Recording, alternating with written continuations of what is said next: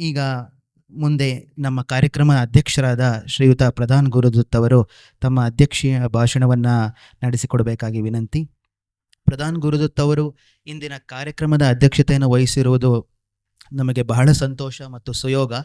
ಭೈರಪ್ಪನವರು ಪ್ರಧಾನ್ ಗುರುದತ್ ಅವರದು 50 ವರ್ಷಗಳಿಗೂ ಹೆಚ್ಚು ಕಾಲ ಸ್ನೇಹ, ಒಂದು ಒಳ್ಳೆಯ ಉತ್ತಮ ಸ್ನೇಹ ಹೇಗಿರ್ಬೋದು ಎಂಬುದಕ್ಕೆ ಗುರುದತ್ತ ಅವರು ಮತ್ತು ಭೈರಪ್ಪನವರು ಸಾಕ್ಷಿ.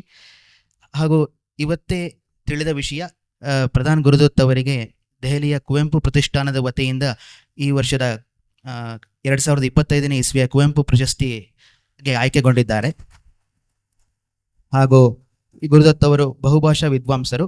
ಇವರ PhD ಕೃಷ್ಣನ ಪಾತ್ರಗಳ ಪುರಾಣದಲ್ಲಿರುವ ಕೃಷ್ಣನ ಪಾತ್ರಗಳ ಬಗ್ಗೆ. ಇವರು ಭೈರಪ್ಪನವರ ಬಗ್ಗೆ ತಮ್ಮ ನುಡಿನಮನ ಮತ್ತು ಅಧ್ಯಕ್ಷೀಯ ಭಾಷಣವನ್ನು ಸಲ್ಲಿಸಬೇಕಾಗಿ ವಿನಂತಿ.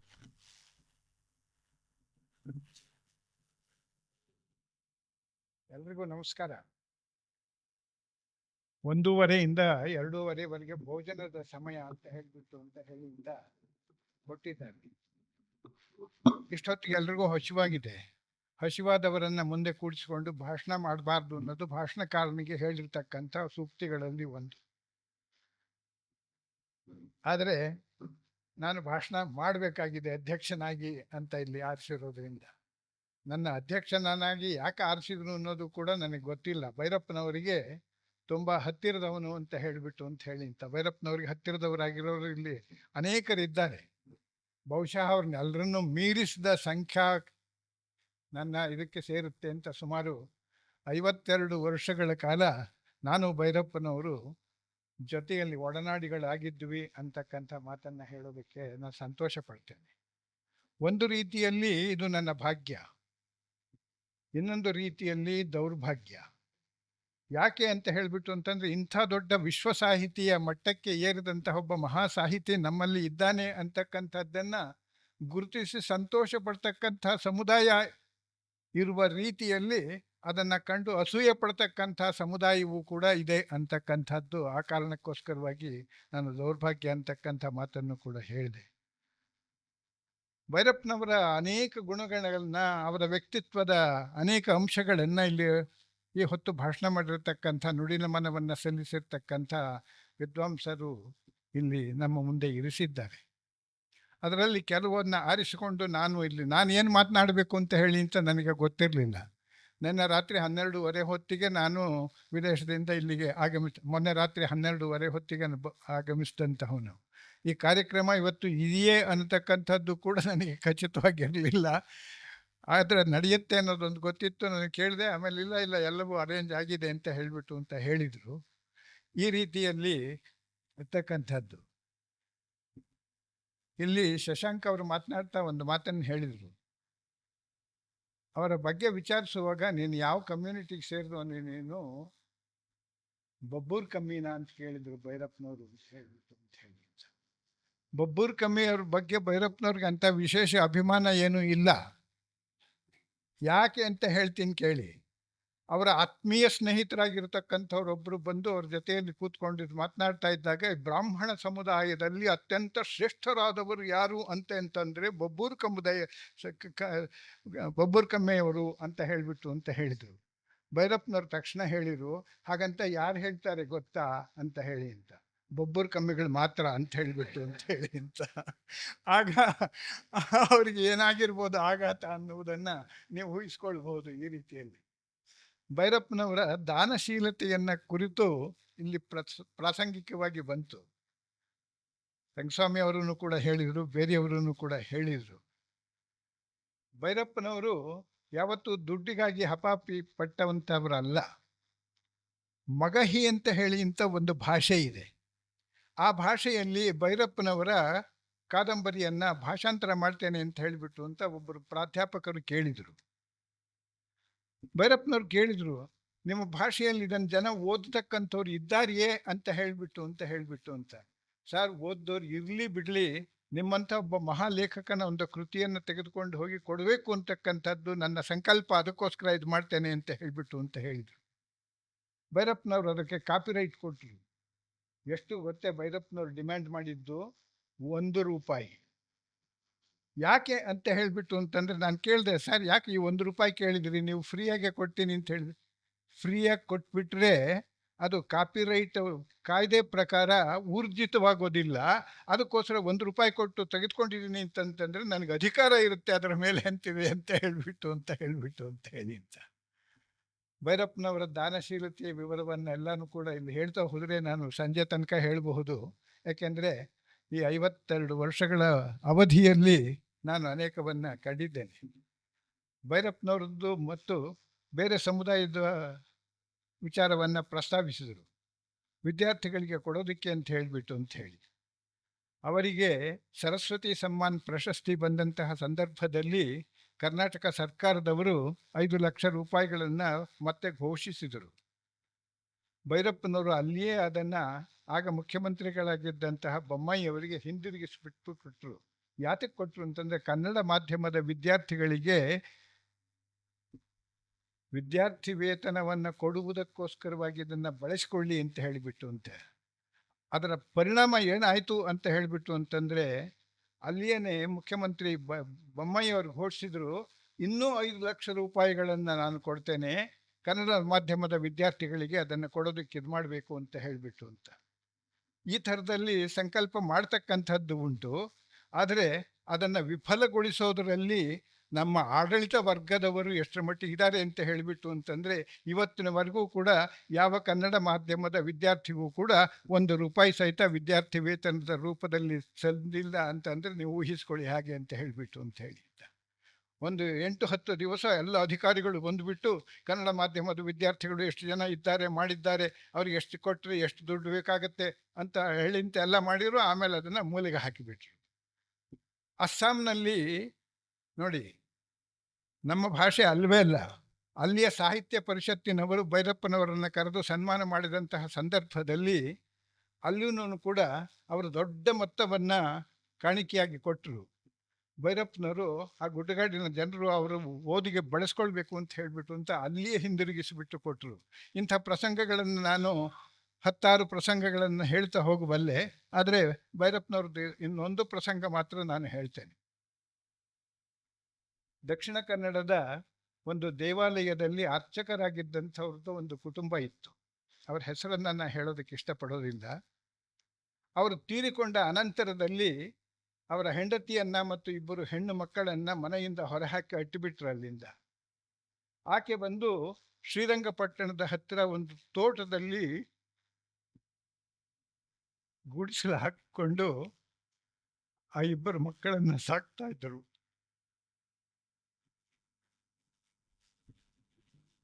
ಅವರಿಗೆ ಹೇಳಿದರು, ಭೈರಪ್ಪನವರು ಹತ್ರ ಹೋದರೆ ನಿಮಗೆ ಸಹಾಯ ಮಾಡ್ತಾರೆ ಅಂತ ಹೇಳಿದ್ದ. ಆ ಹುಡುಗಿ ಬಂದು ಭೈರಪ್ಪನವರ ಮನೆಯಲ್ಲಿ ಹೇಳಿದ್ರು. ಭೈರಪ್ಪನವರು ಎಲ್ಲ ವಿಚಾರಿಸಿಕೊಂಡ್ರು. ಆಕೆ ಬಹಳ ಪ್ರತಿಭಾವಂತ ವಿದ್ಯಾರ್ಥಿನಿ ಅನ್ನೋದು. ನೀನು ಹೋಗು ಅಂತ ಕಳಿಸಿದ್ರು. ಆ ಹುಡುಗಿ ನಿರಾಶಳಾಗಿ ಹೊರಟೋದ್ಲು ಅಂತ ಹೇಳಿ. ಭೈರಪ್ಪನವರು ಮಾರನೇ ದಿವಸ ನನಗೆ ಫೋನ್ ಮಾಡಿ ಹೇಳಿದರು, ಈಗಲೇ ಬಾ ಅಂತ ಹೇಳಿಬಿಟ್ಟು ಅಂತ. ನಾವಿಬ್ಬರಿದ್ದಾಗ ಏಕವಚನದಲ್ಲೇ ಅವರು ಮಾತಾಡಿಸ್ತಾ ಇದ್ದಿದ್ದು. ಯಾಕೆ ಅಂದೆ, ಹೋದಾಗ ಗೊತ್ತಾಗತ್ತೆ ಅಂದರು. ಆಮೇಲೆ ಎಲ್ಲಿಗೆ ಹೋಗೋದು ಅಂತ, ಹೋದಾಗ ಗೊತ್ತಾಗತ್ತೆ ಅಂತ ಹೇಳಿದ್ನಲ್ಲ, ಯಾಕೆ ಹೋಗ್ತಾ ಇರೋದು, ಅದೂ ಅಲ್ಲೇ ಗೊತ್ತಾಗತ್ತೆ ಅಂತ ಹೇಳಿಬಿಟ್ಟು ಹೇಳಿ. ಆಮೇಲೆ ನಾನು ಅವ್ರ ಜೊತೆಯಲ್ಲಿ ಹೋದೆ.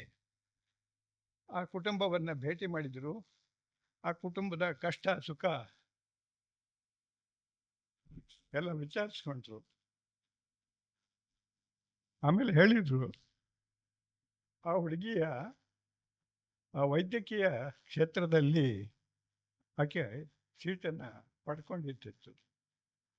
ನಿನ್ನ ಅಧ್ಯಯನ ಮುಗಿಯುವವರೆಗೂ ನಾವು ವಿದ್ಯಾರ್ಥಿ ವೇತನವನ್ನು ನಾನು ಕೊಡ್ತೇನೆ.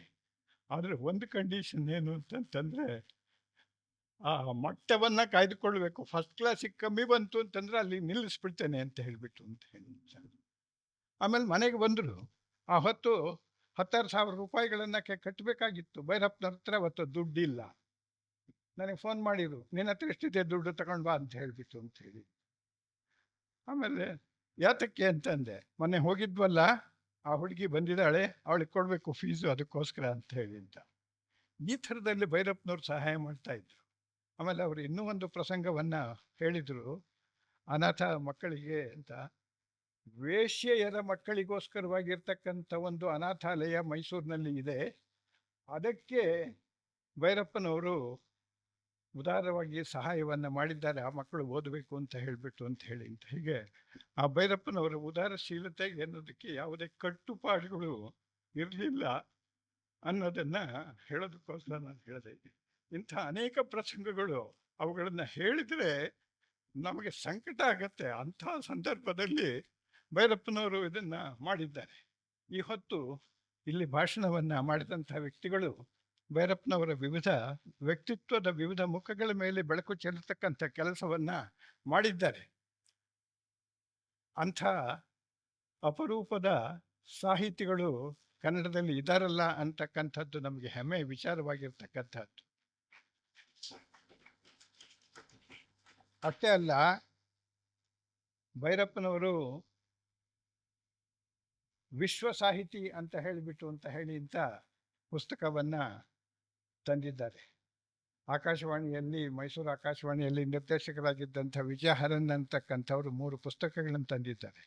ಭೈರಪ್ಪನವರ ಬಗ್ಗೆ ಜನಸಾಮಾನ್ಯರು ಏನು ಅಭಿಪ್ರಾಯಗಳನ್ನು ವ್ಯಕ್ತಪಡಿಸಿದ್ದಾರೆ ಅಂತಕ್ಕಂಥದ್ದನ್ನ ಸುಮಾರು 600 ಪುಟಗಳಷ್ಟು ಆಗುಂಬೆ ಹತ್ರ ಆ ಘಾಟಿಯಲ್ಲಿ ಒಂದು ತಳ್ಳುಗಾಡಿಯಲ್ಲಿ ಭೈರಪ್ಪನವರ ಪುಸ್ತಕಗಳನ್ನು ಇಟ್ಟುಕೊಂಡಿದ್ದಂತಹ ವ್ಯಕ್ತಿಯೇ ಇದ್ದು. ಆತ ಏನು ಅಂತಂದ್ರೆ, ಬಂದವರಿಗೆ ಅಲ್ಲಿ ತಿಂಡಿ ಕಾಫಿ ಕೊಡೋದ್ರ ಜೊತೆಗೆ ಭೈರಪ್ಪನವ್ರ ಪುಸ್ತಕ ಕೊಟ್ಬಿಟ್ಟು ಬೇಕಾದ್ರೆ ಓದ್ಬಿಟ್ಟು ಆಮೇಲೆ ವಾಪಸ್ ತಂದು ಕೊಡಿ ಅಂತ ಹೇಳಿ ಅಂತ ಕೊಡ್ತಾ ಇದ್ದ ಅಂತ ಹೇಳಿಬಿಟ್ಟು ಅಂತ ಹೇಳಿ ಅಂತ. ಹೀಗೆ ಸಮಾಜದ ವಿವಿಧ ವರ್ಗಗಳಲ್ಲಿರ್ತಕ್ಕಂಥ ವ್ಯಕ್ತಿಗಳು ಯಾವ ರೀತಿಯಲ್ಲಿ ಭೈರಪ್ಪನವ್ರ ಬಗ್ಗೆ ಸ್ಪಂದಿಸ್ತಿದ್ರು ಅಂತಕ್ಕಂಥದ್ರದ್ದು ದಾಖಲೆಯನ್ನು ಅವರು ಮಾಡಿದ್ದಾರೆ. ವಿಶ್ವದಲ್ಲಿ ಯಾವ ಸಾಹಿತಿಯ ಬಗ್ಗೆ ಕೂಡ ನಾನು ಅನೇಕ ಭಾಷೆಗಳನ್ನು ಅಧ್ಯಯನ ಮಾಡಿದ್ದೇನೆ, ಸಾಹಿತ್ಯಗಳ ಬಗ್ಗೆ ಅಧ್ಯಯನ ಮಾಡಿದ್ದೇನೆ, ಈ ರೀತಿಯಲ್ಲಿ ಜನಸಾಮಾನ್ಯರು ಸ್ಪಂದಿಸಿರ್ತಕ್ಕಂಥದ್ದು ಅಥವಾ ಜನಸಾಮಾನ್ಯರು ಪ್ರತಿಕ್ರಿಯೆಯನ್ನು ತೋರಿಸಿರ್ತಕ್ಕಂಥ ನಿದರ್ಶನ ನನ್ನ ಗಮನಕ್ಕೆ ಬಂದಿಲ್ಲ. ಅಂಥ ಅಪರೂಪದ ಸಾಹಿತಿ ಭೈರಪ್ಪನವರು ಅಂತಕ್ಕಂಥದ್ದು ನಾವು ಗಮನಿಸಬೇಕಾಗಿರ್ತಕ್ಕಂಥ ವಿಶಿಷ್ಟವಾದಂಥ ಸಂಗತಿ. ಅವರಲ್ಲಿ ಜನಸಾಮಾನ್ಯರಿಂದ ಹಿಡಿದು ಹಿರಿಯ ದೊಡ್ಡ ದೊಡ್ಡ ವಿದ್ವಾಂಸರ ಬಗ್ಗೆ, ದೊಡ್ಡ ದೊಡ್ಡ ವಿದ್ವಾಂಸರು ಬರೆದಿರ್ತಕ್ಕಂಥದ್ದೆಲ್ಲ ವಿಶ್ವ ಸಾಹಿತಿ ಭೈರಪ್ಪ ಅಂತಕ್ಕಂಥ ಹೆಸರಿನಲ್ಲಿಯೇ ಒಂದು ಪುಸ್ತಕವನ್ನು ತಂದಿದ್ದಾರೆ. ಎಲ್ಲರೂ ಕೂಡ ಯಾವ ರೀತಿಯಲ್ಲಿ ಭೈರಪ್ಪನವರು ಕನ್ನಡಕ್ಕೆ ಒಂದು ವಿಶಿಷ್ಟ ಸಾಹಿತ್ಯವನ್ನು, ವಿಶಿಷ್ಟ ಕಾಣಿಕೆಯನ್ನು ಕೊಟ್ಟಿದ್ದಾರೆ ಅನ್ನತಕ್ಕಂಥದ್ದು. ಅಖಿಲ ಭಾರತ ಮಟ್ಟದಲ್ಲಿ ಏನೇ ತೆಗೆದುಕೊಂಡ್ರೂ ಕೂಡ ಭೈರಪ್ಪನವರಷ್ಟು ಜನಪ್ರಿಯತೆಯನ್ನು ಗಳಿಸಿರ್ತಕ್ಕಂಥ ಇನ್ನೊಬ್ಬ ಸಾಹಿತಿ ನಮಗೆ ಸಿಕ್ಕೋದಿಲ್ಲ ಅಂತ ಹೇಳಿ ಅಂತ. ರವೀಂದ್ರನಾಥ್ ಟ್ಯಾಗೋರ್, ಬಂಕಿಮಚಂದ್ರ, ಶರತ್ಚಂದ್ರ ಇಂಥವರು ಒಂದು ಕಾಲದಲ್ಲಿ ಯಾವ ರೀತಿಯಲ್ಲಿ ಇಡೀ ದೇಶದಲ್ಲಿ ಒಂದು ರೀತಿ ಅಲೆಯನ್ನು ಮೂಡಿಸಿದರೋ ಅಂಥ ಅಲೆಯನ್ನು ಈ ಯುಗದಲ್ಲಿ ಮೂಡಿಸಿದಂಥ ಏಕೈಕ ಸಾಹಿತಿ ಅಂತ ಹೇಳಿಬಿಟ್ಟು ಅಂತಂದರೆ ಭೈರಪ್ಪನವರು ಅಂತ ಹೇಳಿಬಿಟ್ಟು ಅಂತ ಹೇಳಿ. ನಮ್ಮ ಪ್ರಸಿದ್ಧವಾಗಿರ್ತಕ್ಕಂಥ 14 ಭಾಷೆಗಳಲ್ಲಿ ಮಾತ್ರವಲ್ಲ, ಅಪ್ರಸಿದ್ಧವಾಗಿರತಕ್ಕಂತಹ ಭಾಷೆಗಳಲ್ಲಿ, ಉರ್ದುದಂತಹ ಭಾಷೆಗೂ ಕೂಡ ಭೈರಪ್ಪನವರ ಕೃತಿಗಳು ಭಾಷಾಂತರ ಆಗಿದೆ ಅಂತ ಹೇಳಿಬಿಟ್ಟು ಅಂತಂದರೆ ನೀವು ಊಹಿಸಿಕೊಳ್ಬಹುದು. ಆಮೇಲೆ ನಮ್ಮ ಸಾಹಿತ್ಯದ ಇತಿಹಾಸವನ್ನು ಗಮನಿಸಿದರೆ ಸಂಸ್ಕೃತದಿಂದ ವಿಶೇಷವಾಗಿ ನಮಗೆ ಅನುವಾದ ಆಗಿರ್ತಕ್ಕಂಥದ್ದನ್ನು ಕಾಣ್ತೇವೆ. ಕಾವ್ಯಗಳಿದೆ, ನಾಟಕಗಳಿದೆ, ಬೇರೆ ಬೇರೆ ಪ್ರಕಾರಗಳಿದೆ, ಅದೆಲ್ಲವೂ ಕೂಡ ಅನುವಾದವಾಗಿ ಬಂದಿರತಕ್ಕಂಥದ್ದು ಅಂತ ಹೇಳಿಬಿಟ್ಟು ಅಂತ. ಆದರೆ ನಮ್ಮ ಕೃತಿಗಳು ಸಂಸ್ಕೃತಕ್ಕೆ ಹೋಗಿರ್ತಕ್ಕಂಥ ನಿದರ್ಶನ ಬಹಳ ಅಪರೂಪದ ಮಾತ್ರ ಇರತಕ್ಕಂಥದ್ದು. ಭೈರಪ್ಪನವರದ್ದು 5 ಕಾದಂಬರಿಗಳು ಈಗಾಗಲೇ ಸಂಸ್ಕೃತಕ್ಕೆ ಭಾಷಾಂತರವಾಗಿವೆ ಅಂತ ಹೇಳಿಬಿಟ್ಟು ಅಂತಂದರೆ ನೀವು ಊಹಿಸ್ಕೊಳ್ಬಹುದು ಭೈರಪ್ಪನವರ ಕಾಣಿಕೆ ಎಷ್ಟು ಮಹತ್ವದ್ದು ಅಂತ ಹೇಳಿಬಿಟ್ಟು ಅಂತ ಹೇಳಿ ಅಂತ. ಹೀಗೆ ನಮ್ಮ ದೇಶದ ಭಾಷೆಗಳಿಗೆ ಮಾತ್ರವಲ್ಲ, ಇತ್ತೀಚೆಗೆ ನಡೆದಂತಹ ಇನ್ನು 2 ಪ್ರಸಂಗಗಳು ಅಂತ ಹೇಳಿಬಿಟ್ಟು ಅಂತಂದರೆ ರಷ್ಯನ್ ಭಾಷೆಗೆ ಮತ್ತು ಚೀನಿ ಭಾಷೆಗೂ ಕೂಡ ಭೈರಪ್ಪನವರ ಪರ್ವ ಕಾದಂಬರಿ ಭಾಷಾಂತರ ಆಗಿದೆ ಅಂತ ಹೇಳಿದರೆ ನೀವು ಊಹಿಸ್ಕೊಳ್ಬಹುದು ಕರ್ನಾಟಕದಕ್ಕೆ ಎಂಥ ಕಿರೀಟವನ್ನು, ಕೀರ್ತಿಯ ಕಿರೀಟವನ್ನು ಭೈರಪ್ಪನವರು ತಂದು ಕೊಟ್ಟಿದ್ದಾರೆ ಅಂತ ಹೇಳಿಬಿಟ್ಟು ಅಂತ. ಅಷ್ಟೇ ಅಲ್ಲ, ಇನ್ನೊಂದು ಪ್ರಸಂಗವನ್ನು ಕೂಡ ನಾನು ಹೇಳೋದಕ್ಕೆ ಇಷ್ಟಪಡ್ತೇನೆ. ಲಂಡನ್ನಿನಲ್ಲಿ ಒಂದು ಬುಕ್ ಫೇರ್ ನಡೆಯಿತು, ಪುಸ್ತಕ ಮೇಳ ನಡೆಯಿತು. ಸಾಹಿತ್ಯ ಅಕಾಡೆಮಿಯಿಂದ ನಮ್ಮ ಭಾರತದ ಸಾಹಿತಿಗಳೆಲ್ಲರದ್ದು ಪುಸ್ತಕಗಳನ್ನು ತೆಗೆದುಕೊಂಡು ಹೋಗಿದ್ದರು. ಭೈರಪ್ಪನವರ ಪರ್ವದ 200 ಪ್ರತಿಗಳನ್ನು ತೆಗೆದುಕೊಂಡು ಹೋಗಿದ್ದರು. 200 ಪ್ರತಿಗಳು ಕೂಡ ಖರ್ಚಾಗಿ ಹೋಯಿತು. ನಾನು ಆ ಕಾರ್ಯದರ್ಶಿಯನ್ನು ಕೇಳಿದೆ, ನಾನು ಶ್ರೀನಿವಾಸರಾವ್ ಅಂತ ಹೇಳಿಬಿಟ್ಟು ಅಂತ ಹೇಳಿ, ಬೇರೆ ಪುಸ್ತಕಗಳೇನು ಅಂತ ಹೇಳಿ ಅಂತ 5 ಕಾಪಿ ಸಹಿತ ಮಾರಾಟ ಆಗಿಲ್ಲ ಸರ್ ಅಂತ ಹೇಳಿಬಿಟ್ಟು ಅಂತಂದರು ಬೇರೆ ಲೇಖಕರದ್ದು.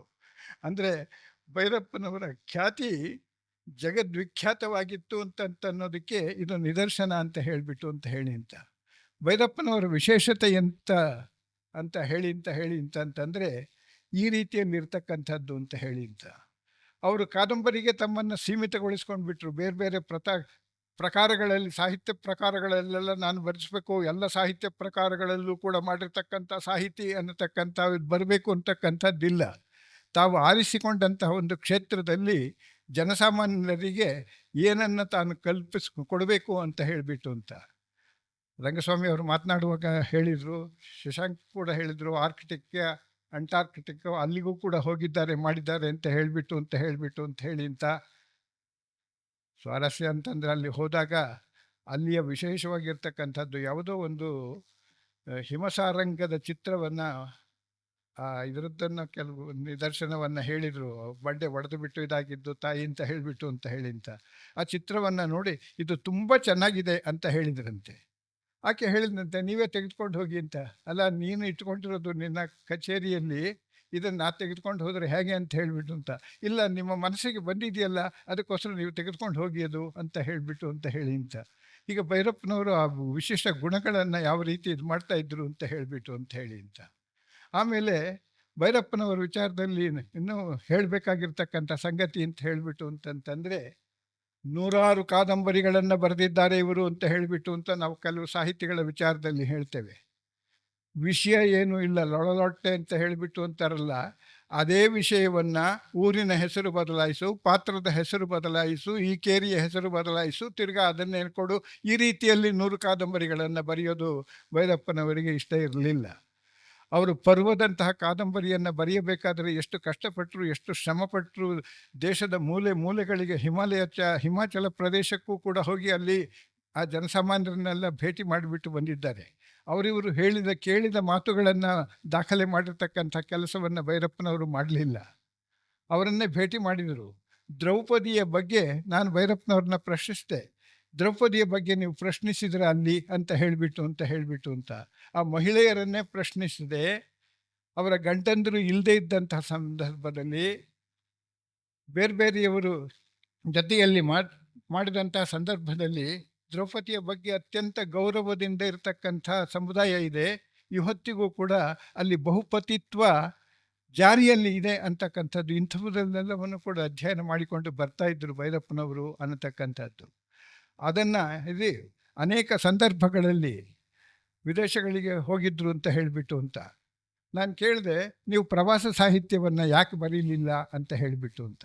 ಅದಕ್ಕೆ ಅವ್ರು ಹೇಳಿದರು, ಪ್ರವಾಸ ಸಾಹಿತ್ಯ ಬರೆದೆ, ನಾನು ಅಲ್ಲಿ ಹೋಗಿದ್ದೆ, ಅಲ್ಲಿ ಭೇಟಿ ಮಾಡಿದೆ, ಈ ಊರು ಚೆನ್ನಾಗಿತ್ತು, ಅಲ್ಲಿ ಈ ರಸ್ತೆ ಇತ್ತು, ಇಲ್ಲಿ ಹಾಗಿತ್ತು ಅಂತ ಹೇಳಿಬಿಟ್ಟು ಅಂತ ಕೊಡೋದ್ರಲ್ಲಿ ಏನೂ ಪ್ರಯೋಜನ ಇಲ್ಲ.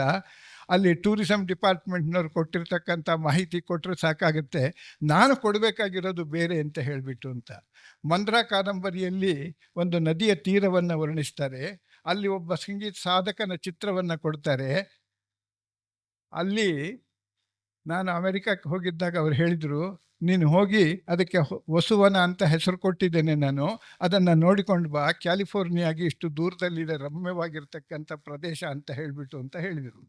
ನಾನು ಹೋಗಿ ನೋಡಿದೆ, ಅತ್ಯಂತ ಸುಂದರವಾಗಿರ್ತಕ್ಕಂಥ ಪ್ರದೇಶ, ಭೈರಪ್ಪನವರು ವರ್ಣಿಸೋರೋದೆಲ್ಲವೂ ಕೂಡ ಅಲ್ಲಿ ಇದೆ. ಆಮೇಲೆ ಹೇಳಿದೆ, ನೀವು ಇಲ್ಲದ್ದೆಲ್ಲ ಬರೀತೀರಲ್ಲ ಅಂತ ಹೇಳಿದೆ ನಾನು. ಇಲ್ಲ, ಇರೋದನ್ನೇ ಎಲ್ಲ ಬರೆದಿರೋದು ಅಂತ.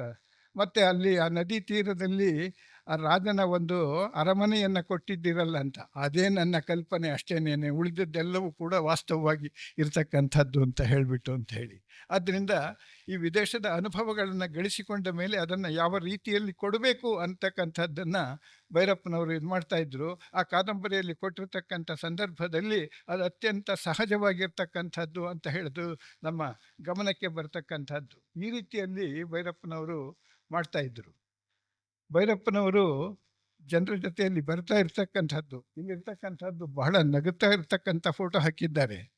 ಭೈರಪ್ಪನವರದ್ದು ಅನೇಕ ಫೋಟೋಗಳನ್ನು ನೀವು ನೋಡಿದರೆ ಯಾವುದರಲ್ಲೂ ಅವರು ನಗುತ್ತಾ ಇರೋದು ಸಿಕ್ಕೋದೇ ಇಲ್ಲ. ನಮ್ಮ ಮನೆಯಲ್ಲಿ ಬಂದು ಕುಳಿತುಕೊಂಡಾಗ ಮಾತ್ರ ಅವ್ರು ನಗ್ತಾ ಇದ್ದರು. ಸಾಯಂಕಾಲ ಬಂದು ನಮ್ಮ ಮನೆಯಲ್ಲಿ ಕುಳಿತುಕೊಳ್ತಾ ಇದ್ರು. ಕಾಫಿ ತಿಂಡಿ ಏನೋ ಇದು ನಡೀತಾ ಇತ್ತು ಔಪಚಾರಿಕವಾಗಿ.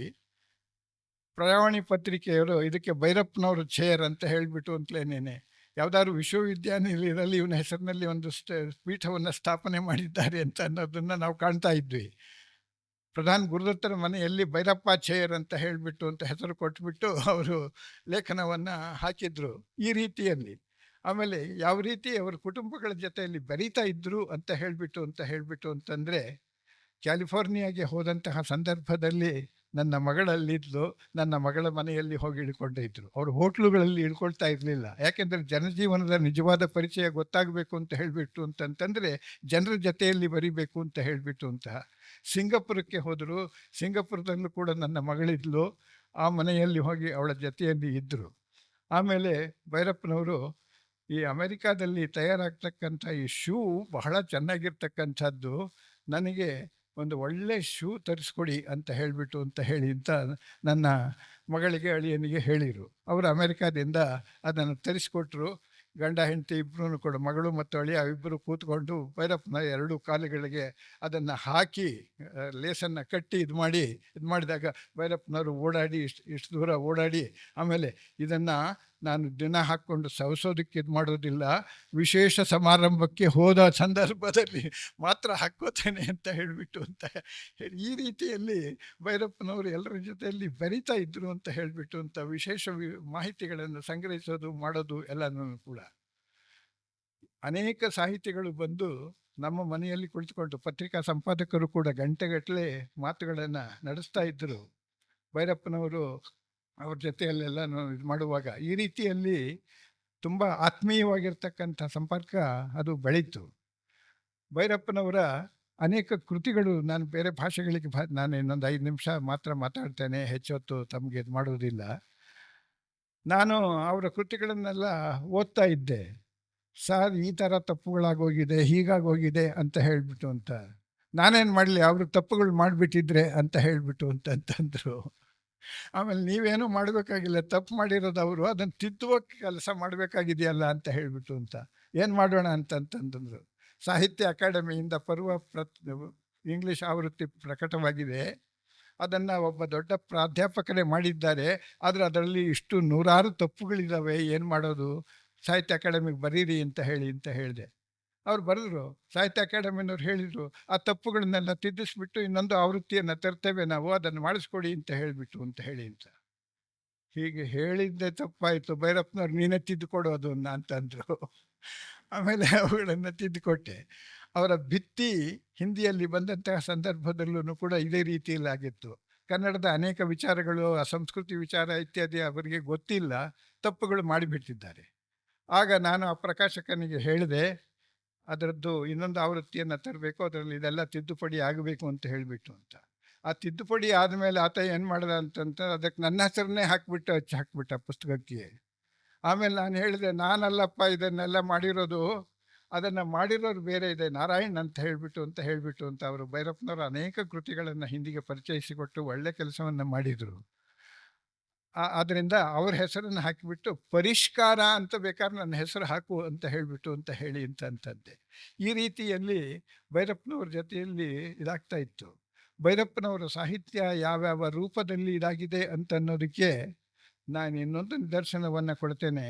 ಅವರ ವಂಶವೃಕ್ಷ ಕಾದಂಬರಿಯನ್ನು ಓದಿದ ಅನಂತರದಲ್ಲಿ ಆ ಥರದ ಭ್ರಮೆಗಳು ಅನೇಕರಿಗೆ ದೂರವಾಯಿತು. ನಮ್ಮ ವಂಶ ಹೀಗಿದೆ, ಹಾಗಿದೆ, ಹೀಗಿರಬೇಕು ಅಂತ ಹೇಳಿಬಿಟ್ಟು ಅಂತಲ್ಲ, ಗಂಡು ಹೆಣ್ಣು ಪರಸ್ಪರ ವಿಶ್ವಾಸದಿಂದ ಹೇಗಿರ್ತಾರೆ ಅಂತಕ್ಕಂಥದ್ದು ಬಹಳ ಮುಖ್ಯ. ಅಲ್ಲಿ ಜಾತಿ ಇತ್ಯಾದಿ ಯಾವುದೂ ಕೂಡ ಬರುವುದಿಲ್ಲ ಅಂತಕ್ಕಂಥದ್ದು ಆಗೋ ರೀತಿಯಲ್ಲಿ ಭೈರಪ್ಪನವರು ಅನೇಕ ಕಾದಂಬರಿಗಳಲ್ಲಿ ಅಂಥ ಚಿತ್ರಗಳನ್ನು ಕೊಡ್ತಾರೆ ಅಂತಕ್ಕಂಥದ್ದನ್ನು ನೀವು ನೋಡಿದ್ದೀರಿ.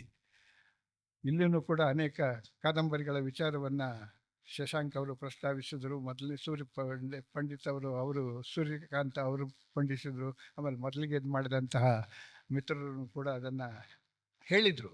ಈ ರೀತಿಯಲ್ಲಿ ಜನಸಾಮಾನ್ಯರ ಮನಸ್ಸಿನ ಮೇಲೆ ಒಂದು ಕಾಲದಲ್ಲಿ ಅತ್ಯಂತ ಪ್ರಭಾವವನ್ನು ಬೀರಿದಂತಹ ಒಬ್ಬ ಸಾಹಿತಿಯಾಗಿ ಕನ್ನಡದಲ್ಲಿ ಉಳಿದುಕೊಂಡಿರತಕ್ಕಂಥವರಲ್ಲಿ ಭೈರಪ್ಪನವರು ಪ್ರಮುಖರಾಗ್ತಾರೆ ಅಂತಕ್ಕಂಥ ಮಾತನ್ನು ನಾನು ಹೇಳೋದಕ್ಕೆ ಇಷ್ಟಪಡ್ತೇನೆ.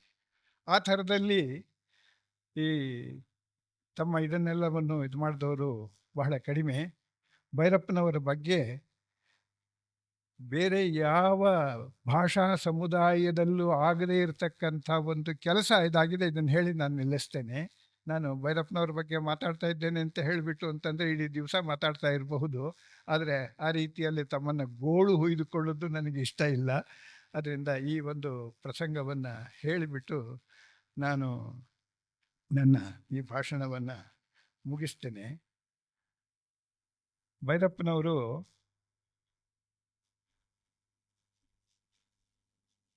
ಕೊನೆಯ ಅವಧಿಯಲ್ಲಿ ಅಪ್ರಿಯವಾದಂಥ ಕೆಲವು ಘಟನೆಗಳು ನಡೆದು ಹೋಯಿತು. ಅವುಗಳನ್ನು ವಿವರಕ್ಕೆ ನಾನು ಹೋಗೋದಿಲ್ಲ.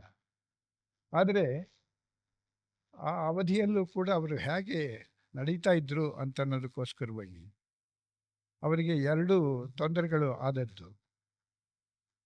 ಒಂದು ಡಿಮೆನ್ಷಿಯಾ, ಮರೆಗುಳಿತನ ಬಂದಿತ್ತು. ಎರಡನೇದು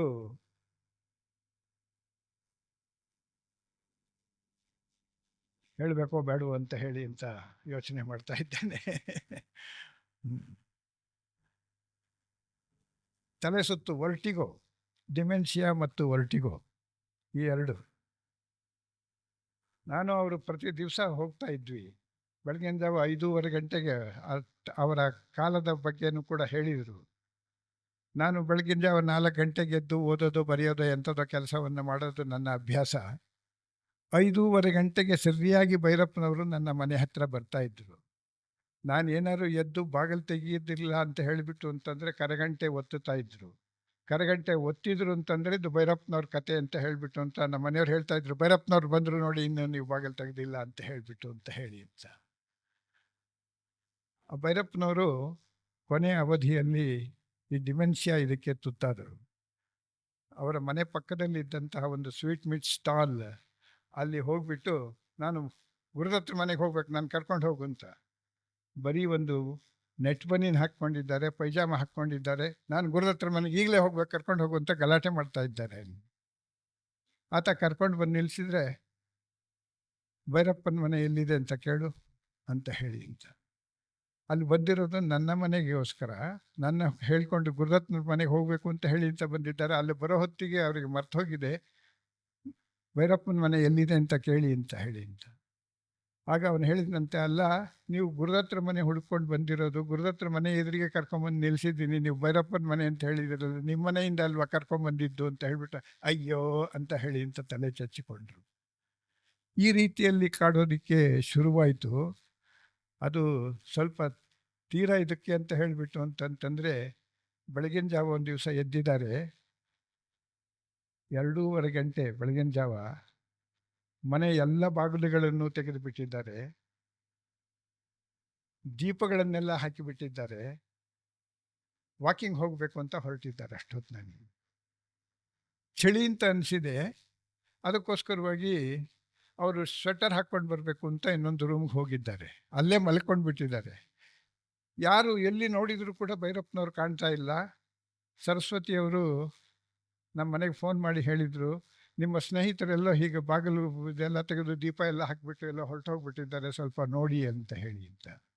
ರಾತ್ರಿ ಹೊತ್ತು ಆ ನಾಯಿಗಳ ಕಾಟ ಇತ್ಯಾದಿ ಎಲ್ಲವನ್ನು ತಪ್ಪಿಸಿಕೊಂಡು ನಾನು ನಮ್ಮ ಪರಿಚಿತವಾದಂತಹ ಓಣಿಗಳಲ್ಲೆಲ್ಲ ಹುಡುಕಿದ್ರು, ಭೈರಪ್ಪನವ್ರು ಕಾಣಲಿಲ್ಲ.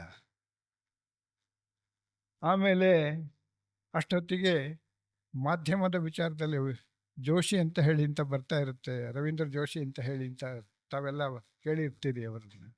ಅವರಿಗೆ ನಮ್ಮ ಮನೆಯವರು ಫೋನ್ ಮಾಡಿ ಹೇಳಿದ್ರು, ಹೀಗೆ ಭೈರಪ್ಪನವ್ರನ್ನ ಹುಡ್ಕೊಂಡು ಹೊರಟಿದ್ದಾರೆ, ನೀವು ಹೋಗಿ ಹುಡುಕಿ ಅಂತ ಹೇಳಿಬಿಟ್ಟು ಅಂತ. ಅವರ ಕಾರ್ ತೆಗೆದುಕೊಂಡು ಬಂದರು. ನಾವು ನಮ್ಮ ಕುವೆಂಪು ನಗರದ ಎಲ್ಲ ರಸ್ತೆಗಳನ್ನು ಹುಡುಕಿದ್ರು, ಎಲ್ಲೂ ಭೈರಪ್ಪನವರು ಕಾಣ್ತಾ ಇಲ್ಲ. ಬೀಟಿಗೆ ಬಂದಿದ್ದಂಥ ಅವರಿಗೆ ಹೇಳಿದ್ವಿ, ಇಲ್ಲಿ ಯಾರು ವಯಸ್ಸಾದವರು ಓಡಾಡ್ತಾ ಇದ್ದರೆ ಮಾಡಿದರೆ ನಿಮ್ಮ ಕಣ್ಣಿಗೆ ಬಿದ್ದರೆ ಅವ್ರನ್ನ ಕರ್ಕೊಂಬಂದು ಮನೆಗೆ ಸೇರಿಸಿ ಅಂತ ಹೇಳಿಬಿಟ್ಟು ಅಂತ. ಆಮೇಲೆ ಬಂದು ನೋಡಿದರೆ ಭೈರಪ್ಪನವರ ಇನ್ನೊಂದು ಕೋಣೆಯಲ್ಲಿ ಸ್ವೆಟರ್ ಹಾಕ್ಕೊಂಡು ಮಲ್ಕೊಂಡು ಬಿಟ್ಟಿದ್ದಾರೆ, ನಿದ್ದೆ ಹೋಗ್ಬಿಟ್ಟಿದ್ದಾರೆ. ಈ ಥರದಲ್ಲಿ ಅವರಿಗೆ ಕಾಣ್ತು. ಆಮೇಲೆ ಈ ಮರೆಗುಳಿತನ ಇದ್ದದ್ದಾಯಿತು. ಆ ತಲೆ ಸುತ್ತುವಿಕೆ ಹೇಗಿತ್ತು ಅಂತ ಹೇಳಿಬಿಟ್ಟು ಅಂತ ಹೇಳಿದರೆ, ನಾನು ಅವರು ವಾಕಿಂಗ್ ಹೋಗ್ತಾ ಇದ್ದೇವೆ, ಕೈಯಲ್ಲಿ ಕೋಲ್ ಹಿಡ್ತಿದ್ರು, ಕೋಲ್ ಹಿಂಗೆ ಮ್ಯಾಲಕ್ಕೆ ಹೋಯ್ತು. ಯಾತಕ್ಕೆ ಹೀಗೆ ಮೇಲಕ್ಕೆ ಹೋಗ್ತಾ ಇದೆ ಅಂತ ಹೇಳ್ಬಿಟ್ಟು ಅಂತ ನೋಡಿದರೆ ಭೈರಪ್ಪನವ್ರು ಬೀಳ್ತಾ ಇದ್ದಾರೆ. ಆಗ ನಾನು ಹಿಡ್ಕೊಂಡು ಹೋಗಿ ಆಮೇಲೆ ತತ್ಕ್ಷಣದಲ್ಲಿ ನಾನು ವೈದ್ಯರಿಗೆ ಫೋನ್ ಮಾಡಿದೆ. ಅವರು ಬಂದು ತತ್ಕ್ಷಣದಲ್ಲಿ ನೋಡಿ ಅವರಿಗೆ ನನ್ನ ಟ್ರೀಟ್ಮೆಂಟ್ ಕೊಟ್ಟರು. ಅದು ಸರಿ. ಇದರ ಪರಿಣಾಮ ಏನಾಯಿತು ಅಂತ ಅನ್ನೋದನ್ನು ಒಂದು ಹೇಳಿ ನಾನು ಮುಗಿಸ್ತೇನೆ. ಸರಸ್ವತಿಯವ್ರಿಗೂ ಕೂಡ 85 ವರ್ಷ ಇವಾಗ. ಅವರಿಗೆ ಆರೋಗ್ಯ ಅಷ್ಟು ಚೆನ್ನಾಗಿಲ್ಲ. ಅವರು ಮನೆಯಲ್ಲಿ ಎದ್ದು ಮಾಡುವ ಸ್ಥಿತಿಯಲ್ಲಿಲ್ಲ. ರಾತ್ರಿ ಒಂದು ಹೊತ್ತಿನಲ್ಲಿ ಅವರಿಗೆ ತಲೆ ಸುತ್ತು ಬಂದಿದೆ. ಎದ್ದಿದ್ದಾರೆ. ಭಾಳ ಕಷ್ಟದಿಂದ ಬಂದು ಕುರ್ಚಿಯಲ್ಲಿ ಕೂತ್ಕೊಂಡಿದ್ದಾರೆ.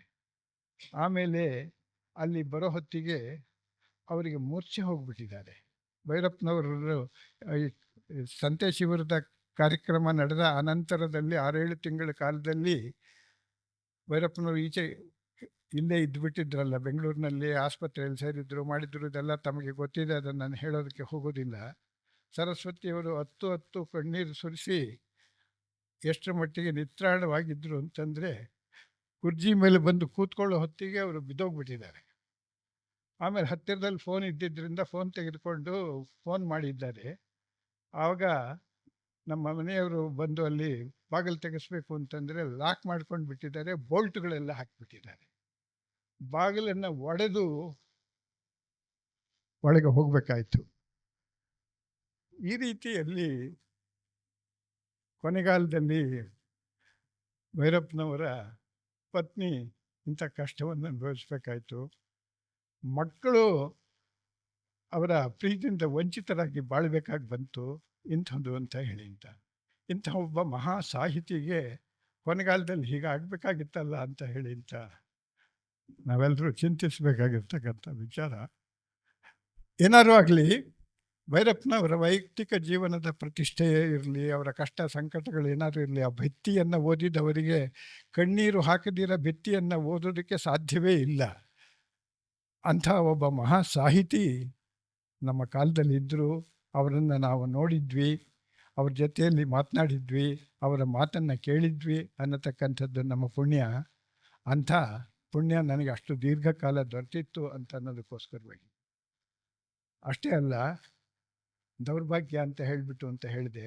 ವೈಯಕ್ತಿಕವಾಗಿ ಅವರ ಕುಟುಂಬಕ್ಕೆ ಆಗಿದ್ದ ದೌರ್ಭಾಗ್ಯ ಮಾತ್ರ ಅಲ್ಲ, ಇಡೀ ಸಮಾಜಕ್ಕೆ ಆದ ದೌರ್ಭಾಗ್ಯ ಇಂಥ ರೀತಿಯಲ್ಲಿ ಕೊನೆಗಾಲದಲ್ಲಿ ಈ ರೀತಿ ಆಯಿತು ಅಂತಕ್ಕಂಥ ಮಾತನ್ನು ನಾನು ಹೇಳಿ, ಭೈರಪ್ಪನವರು ಸೃಷ್ಟಿಸಿರತಕ್ಕಂತಹ ಸಾಹಿತ್ಯ ದೀರ್ಘಕಾಲದವರೆಗೆ ಕನ್ನಡ ಸಾಹಿತ್ಯದ ಇತಿಹಾಸದಲ್ಲಿ ದಾಖಲೆಯಾಗತಕ್ಕಂಥದ್ದು. ಅಂಥ ಸಾಹಿತ್ಯವನ್ನು ಉಳಿಸಿ ಬೆಳೆಸಬೇಕಾಗಿರ್ತಕ್ಕಂಥದ್ದು ನಮ್ಮ ಕರ್ತವ್ಯ.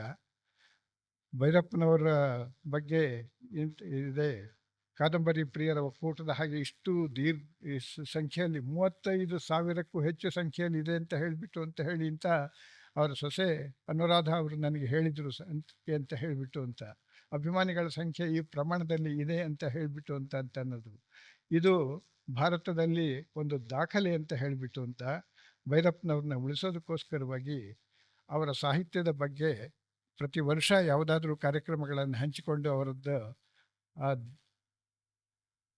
ವಿಶಿಷ್ಟವಾಗಿರ್ತಕ್ಕಂಥ ಕೃತಿಗಳಿದೆಯಲ್ಲ, ಪರ್ವದಂಥ ಕೃತಿ, ಉತ್ತರಕಾಂಡದಂಥ ಕೃತಿ, ಅವನ್ನ ನಾವು ಜನರಿಗೆ ಪರಿಚಯ ಮಾಡಿಸ್ಕೊಡ್ಬೇಕು. ಜನ ಅವುಗಳನ್ನು ಮರೆಯೋದಿಲ್ಲ, ಆದರೆ ಮರೆಯೋದಕ್ಕೆ ಅವಕಾಶ ಕೊಡಬಾರ್ದು.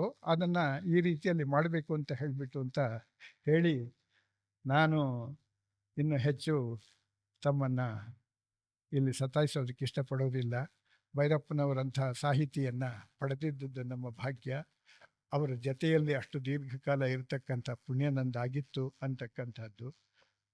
ಇಷ್ಟನ್ನು ಹೇಳಿ ತಮ್ಮೆಲ್ಲರಿಗೂ ನಮಸ್ಕಾರಗಳನ್ನು ಸಲ್ಲಿಸಿ ನನ್ನ ಮಾತನ್ನು ಮುಗಿಸ್ತೇನೆ. ನಮಸ್ಕಾರ.